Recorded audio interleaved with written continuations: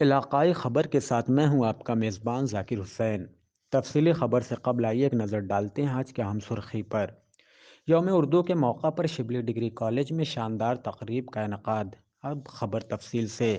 یوم اردو اور علامہ اقبال کی یوم پیدائش کی مناسبت سے آج شبلی کالج کے شعبہ اردو میں ایک شاندار تقریب کا انعقاد کیا گیا، جس میں شعبہ اردو صدر ڈاکٹر محمد طاہر نے بطور مہمان خصوصی شرکت کی۔ اس موقع پر ڈاکٹر محمد طاہر نے اپنے خطاب میں علامہ اقبال کی حیات و خدمات پر روشنی ڈالی۔ اس سے قبل پروگرام کا آغاز عمیر شاہد کے تلاوت قرآن پاک سے ہوا۔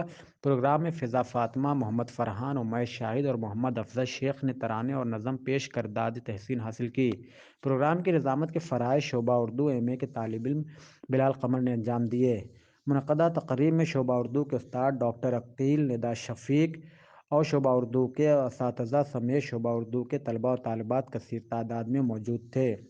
کامیاب تقریب کے انعقاد پر فلاحی اور معروف تنظیم الفلاح فاؤنڈیشن بلڈ ڈونیٹ گروپ نے شعبہ اردو شبلی کالج کے اساتذہ اور طلباء کو ڈھیر ساری مبارکباد پیش کی ہے۔ آج کے لیے بس اتنا ہی، پھر ملیں گے ایک نئی خبر اور نئی پیشکش کے ساتھ۔ تب تک کے لیے اللہ حافظ۔